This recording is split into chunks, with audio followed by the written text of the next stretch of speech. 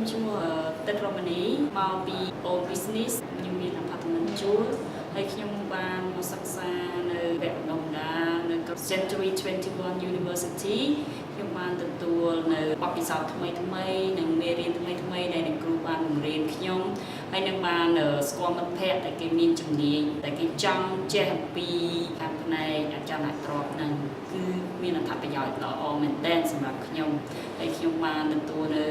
ចំណេះដឹងថ្មីៗពីខាង Century 21 University អរគុណជំរាបសួរសួស្តីខ្ញុំឈ្មោះសំលៀងហេងមកពីខាងក្រុមហ៊ុនសំណង់ផ្ទះល្វែងជាលក្ខណៈឧបករណ៍គ្រួសារហើយបើតាមខ្ញុំដឹងខ្ញុំជាសិស្សសម្រាប់វគ្គសិក្សានេះក្នុងជំនាន់ទី4តែហើយសម្រាប់ចំណាំអារម្មណ៍របស់ខ្ញុំចំពោះវគ្គសិក្សានេះខ្ញុំយល់ថាវាមានលក្ខណៈល្អច្រើនដោយសារអីពេលខ្លះដោយសារតែខ្ញុំឆ្លប់ចប់ Master មកពីក្រៅហើយអញ្ចឹងខ្ញុំយល់ថាវគ្គសិក្សាខ្លះនៅស្រុកខ្មែរយើងគាត់មានលក្ខណៈថាជាលក្ខណៈគ្រាន់តែបង្ហាញឲ្យ guidance តែអត់បានព័ត៌មានច្បាស់លាស់ហើយយើងត្រូវការបំផុតគឺបទពិសោធន៍ជាក់ស្ដែងនៅក្នុងសង្គមហ្មងសម្រាប់ខ្ញុំចង់ដឹងបន្ថែមអំពី real estate តើតើមកចលនាទ្រព្យអញ្ចឹងអ្វីដែលអ្នកគ្រូឲ្យផ្ដល់ខ្ញុំមានអារម្មណ៍ថាមានផលប្រយោជន៍ច្រើនដោយសារគាត់ដឹងអំពីទីផ្សារហិរញ្ញវត្ថុច្រើនពិសេសគឺតកតងនឹង condo ហើយយើងគាត់អាចបញ្យល់យើងនឹងលើកឧទាហរណ៍ជាក់ស្ដែងហើយសម្រាប់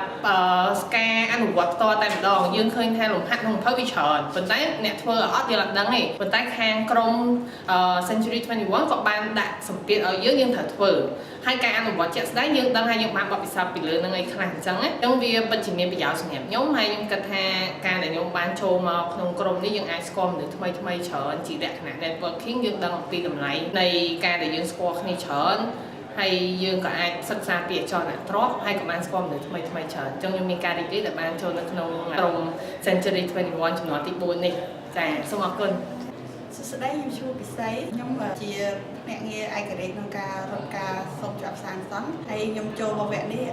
អត្ថប្រយោជន៍សំខាន់ដែលខ្ញុំបានរៀននៅក្នុងវគ្គនេះគឺខ្ញុំបានចេះពីរបៀបនៅក្នុងការលក់និងការទិញអចលនទ្រព្យហើយនឹងមេរៀនផ្សេងៗដើម្បីក្លាយទៅជាអ្នកលក់ដ៏ល្អហើយដែលការសំខាន់មួយទៀតដែលខ្ញុំមកទីនេះគឺខ្ញុំបានមាន network ខ្ញុំបានស្គាល់ជាមួយនឹងអ្នកដទៃទៀតដើម្បីយើងអាច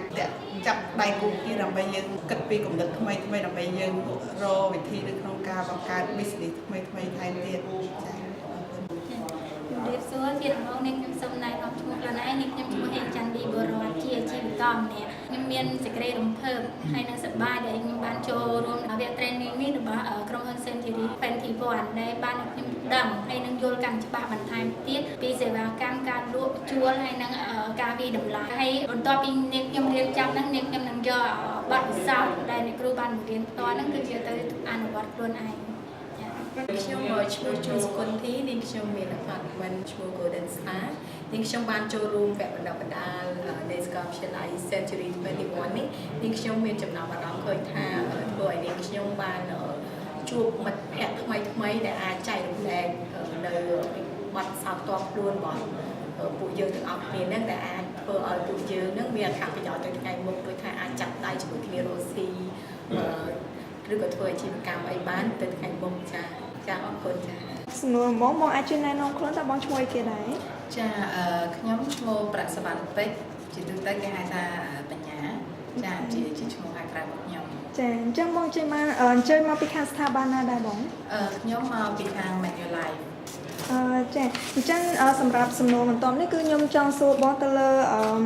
មេរៀនដែលបងបានរៀនរួចកន្លងមកនេះគឺនិយាយថាវានឹងផ្ដល់ជាចំណាប់អារម្មណ៍ទៅបងដឹងតែខ្លះតែទៅខ្ញុំគិតថារយៈពេល training សម្រាប់3ថ្ងៃកន្លងមកបូកនឹងថ្ងៃទី4ដែលជាផ្នែកថ្ងៃចុងក្រោយគឺខ្ញុំគិតថាការរៀននេះគឺពិតជាជួយខ្លាំងមែនទែនពិតជាផ្ដល់ចំណេះពិតសម្រាប់ក្នុងនាមដែលយើងចង់រកចំណេះពិតប្រាកដជាពិសេសខាងផ្នែកអចលនទ្រព្យដើម្បីស្វែងយល់ពីទីផ្សារស្ថានភាពបច្ចុប្បន្ននៅស្រុកខ្មែរសម្រាប់ទីផ្សារអចលនទ្រព្យក៏ដូចជាទីផ្សារអចលនទ្រព្យនៅប្រទេសផ្សេងៗទៀតអញ្ចឹងតាមរយៈការចែករំលែកពី trainers ខ្ញុំគិតថារាល់ព័ត៌មាននេះគឺពិតជា useful មែនតើហើយវាជាអ្វីដែលយើងបាន expect ក្នុងនាមជាអ្នកដែលយើងមករៀនចាអញ្ចឹងមេរៀនដែលបានរៀនរួចកន្លង មកនេះគឺលាថាពិតជាបានជួយនឹងលើកទឹកចិត្តឲ្យបងបានឲ្យបានទៅដល់គោលដៅដែលជាភ្នាក់ងារអចលនវត្ថុមួយយ៉ាងពិតប្រាកដមែនទេចាត្រឹមត្រូវព្រោះថាការដែលយើងមករៀននេះវាបង្ហាញពីឲ្យយើងយល់ថាតើដើម្បីខ្លាយខ្លួនជា professional real estate agent តែយើងត្រូវដើរតួយ៉ាងម៉េចខ្លះតែយើងត្រូវមានតួនាទីយ៉ាងម៉េចខ្លះដើម្បីផ្ដល់សេវាកម្មដ៏ជឿជាក់មួយទៅដល់ម្ចាស់អចលនទ្រព្យក៏ដូចជាទៅដល់អ្នកដែលត្រូវការទិញអចលនទ្រព្យចាអញ្ចឹងវាជា guidance មួយដែលបង្ហាញដើម្បីជួយលើកទឹកចិត្តក៏ដូចជាវឹកវើទៅដល់អ្នកដែលចង់ខ្លាយខ្លួនជា professional real estate agent ហើយក៏ដូចជាដើម្បីផ្ដល់ចំណេះដឹងបន្ថែមទៅលើអ្នកដែលចង់ដឹងពីទីផ្សារអចលនទ្រព្យនៅក្នុងប្រទេសកម្ពុជាចាអញ្ចឹង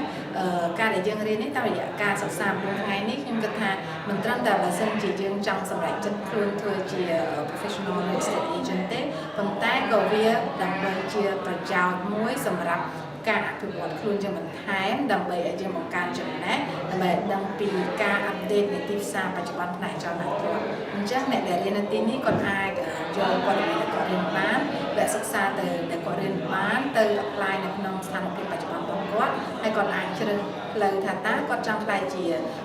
real estate agent professionally ឬក៏គាត់រៀនដើម្បីទទួលព័ត៌មានផ្ទាល់ដើម្បីយកទៅអនុវត្តនៅក្នុងការអាជីវកម្មរបស់គាត់ផ្ទាល់ឬក៏ការងាររបស់គាត់ផ្ទាល់ចាអរគុណច្រើនបងសួស្តីខ្ញុំបាទឈ្មោះវងមនីឧត្តមហើយខ្ញុំបាទធ្វើការនៅក្នុង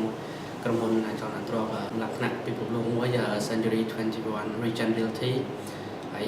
ខ្ញុំគិតថាវិស័យអចលនទ្រព្យយើងឥឡូវនេះកំពុងតែមានការរីកលូតលាស់មែនទែនគឺកំពុងតែបូមខ្លាំងមែនទែននៅក្នុងរយៈពេលប្រហែលឆ្នាំចុងក្រោយហ្នឹងហើយខ្ញុំគិតថាវគ្គដែលយើងសិក្សាដែលយើងធ្វើមកឲ្យយើងមានជំនាញពីយើងមានជំនាញផ្នែកវិស័យអចលនទ្រព្យដែលអាចជឿទុកចិត្តបានខ្ញុំគិតថា Century 21 គឺជាមហាវិទ្យាល័យដំបូងគេដែលយើងអាចចូលទៅសិក្សាបានហើយធ្វើឲ្យយើងមានជំនាញច្បាស់លាស់ផ្នែកវិស័យអចលនទ្រព្យទាំងការគ្រប់គ្រងទាំងការវិនិច្ឆ័យក៏ដូចជាការ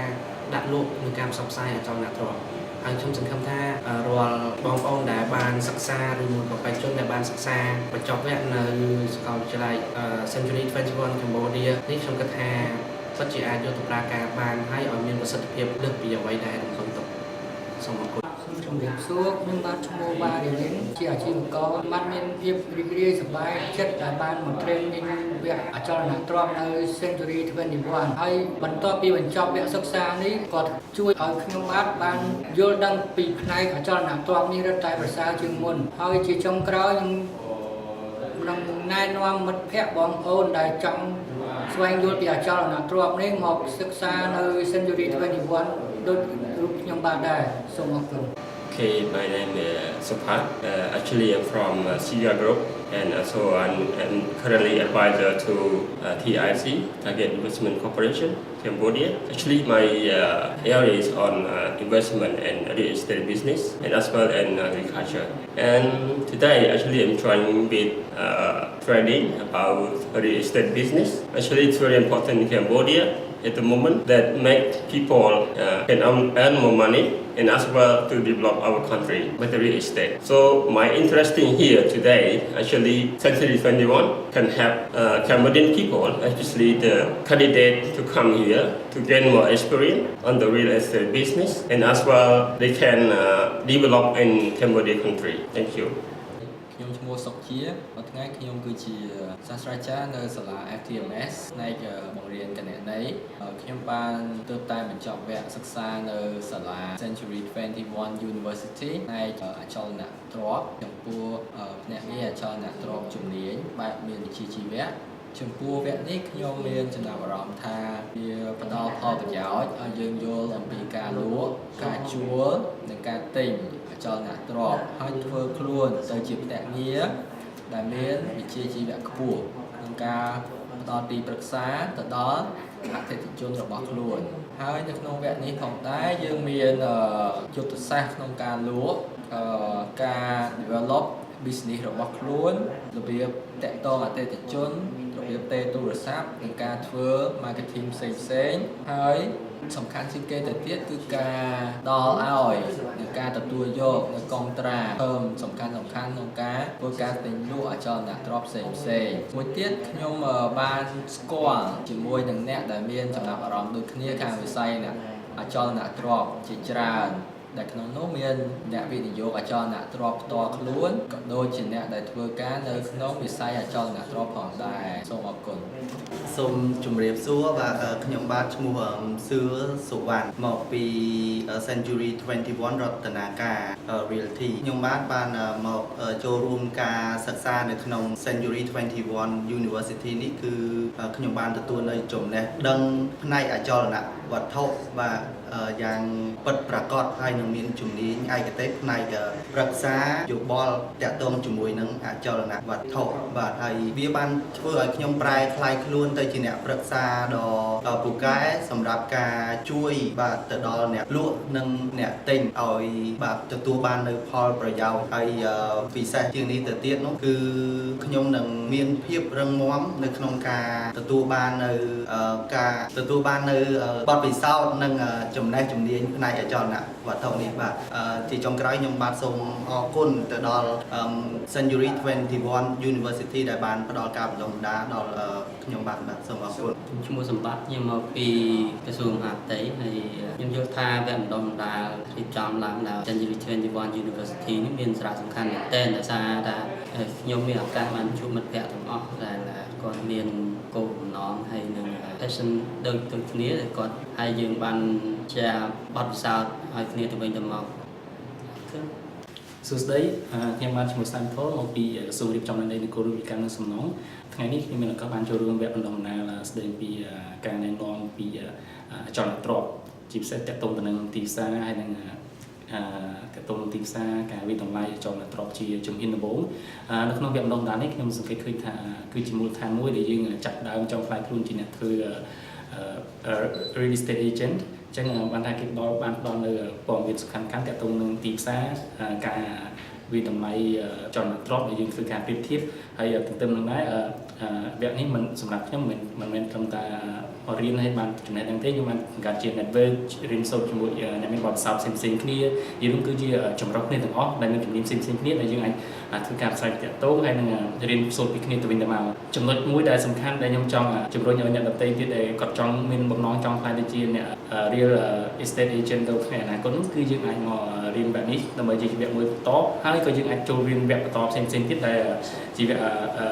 advance លើពីវគ្គនេះដែលនឹងអាចជួយកសាងសមត្ថភាពយើងឲ្យខ្លាំងជា real estate ពិតប្រាកដនៅថ្ងៃអនាគតបាទសូមអរគុណច្រើន សូមជំរាបសួរខ្ញុំបាទឈ្មោះប៉ែនណាខ្ញុំសប្តាហ៍គឺជា agent ក្នុង Century 21 Realty ហើយក៏ជាគ្រូបង្រៀននៅសាខាសាកលវិទ្យាល័យភូមិភ្នំពេញខាងផ្នែកអក្សរសាស្ត្រកូរ៉េផងដែរហើយខ្ញុំបាទគឺជាសិស្សចំនួនទី1ដែលបានចូលមកសិក្សានៅក្នុង Century 21 University ហ្នឹងទៅលើផ្នែកបណ្ដុះបណ្ដាលទៅលើធ្វើជា agent ធ្វើជាភ្នាក់ងារអចលនទ្រព្យដែលមានវិជ្ជាជីវៈហើយនៅពេលដែលយើងចូលមកគឺយើងបានទទួលនៅអត្ថប្រយោជន៍ជាច្រើនពីវគ្គសិក្សានេះដោយធ្វើម៉េចឲ្យយើងធ្វើខ្លួនរបស់យើងទៅជា agent មួយដែលមានវិជ្ជាជីវៈ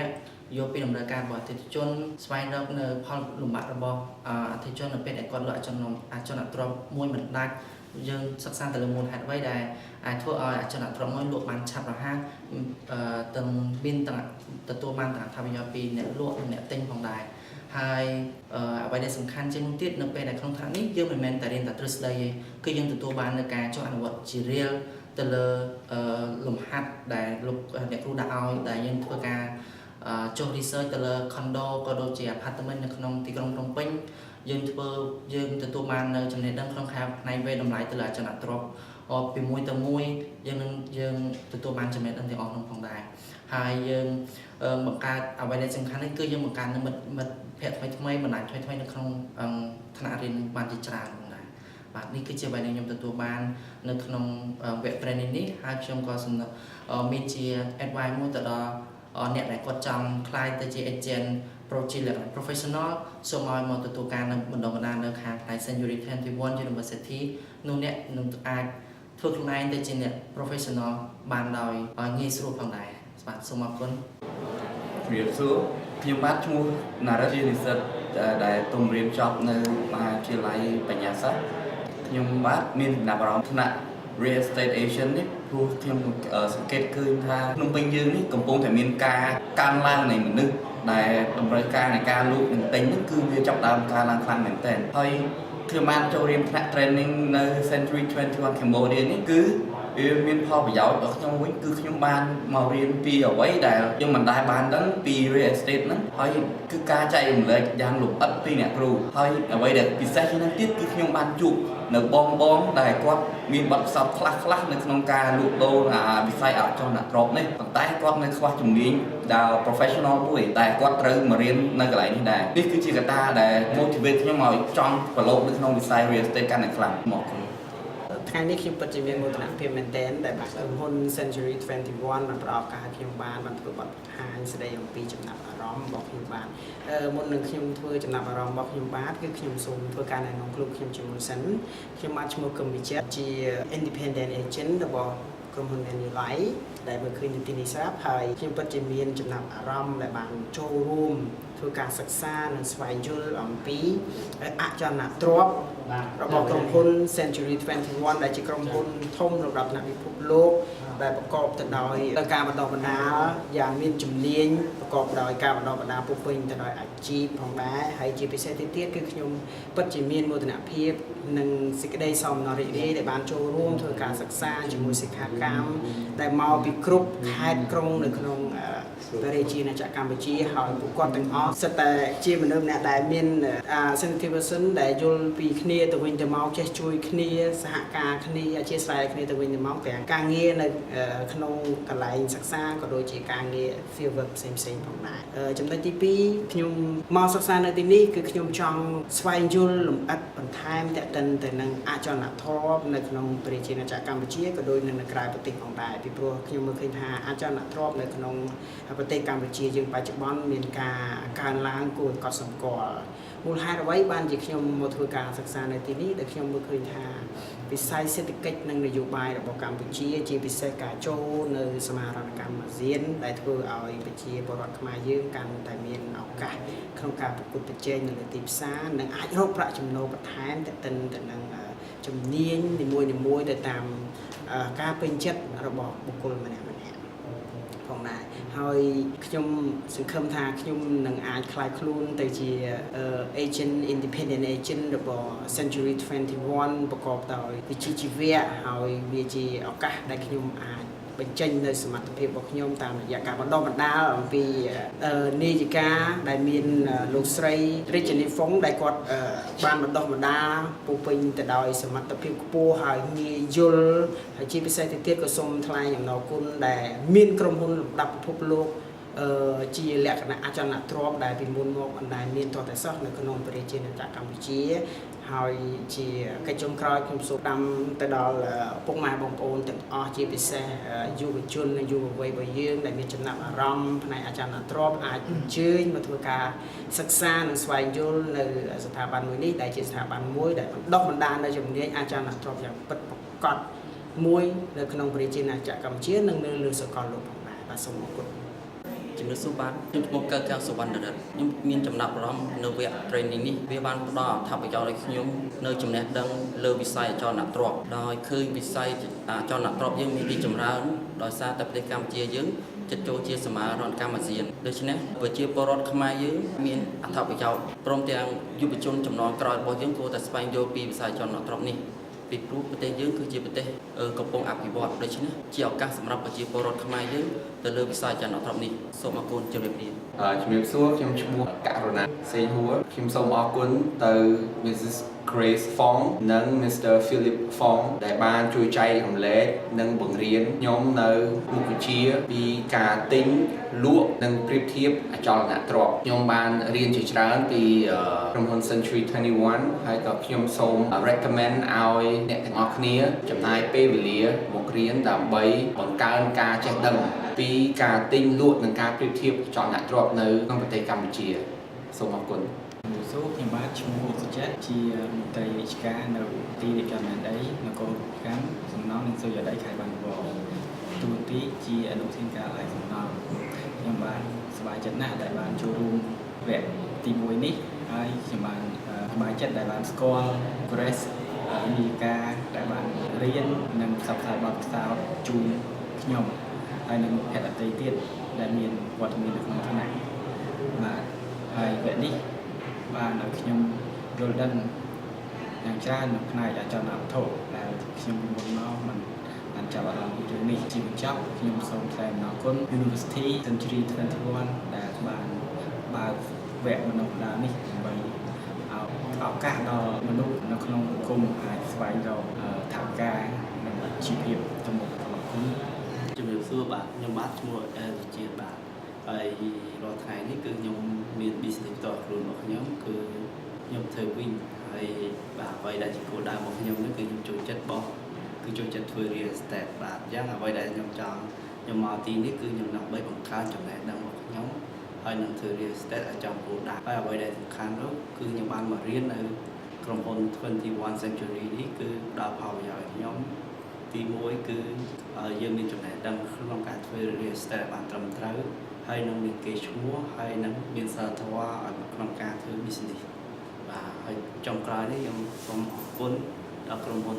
21 Century នេះក្នុងការផ្ដល់ចំណេះដឹងឲ្យខ្ញុំបាទអរគុណខ្ញុំបាទឈ្មោះចនបណ្ណាជាអាជីវករហើយខ្ញុំមានអារម្មណ៍សប្បាយរីករាយណាស់ដែលបានចូលវគ្គបណ្ដុះបណ្ដាល Century 21ហើយខ្ញុំសង្ឃឹមថាខ្ញុំនឹងទទួលបានចំណេះជំនាញពិតប្រាកដនៅក្នុងអាជីពជាអ្នកវាយតម្លៃដីហើយនឹងអាគារផ្សេងៗដូចជា condo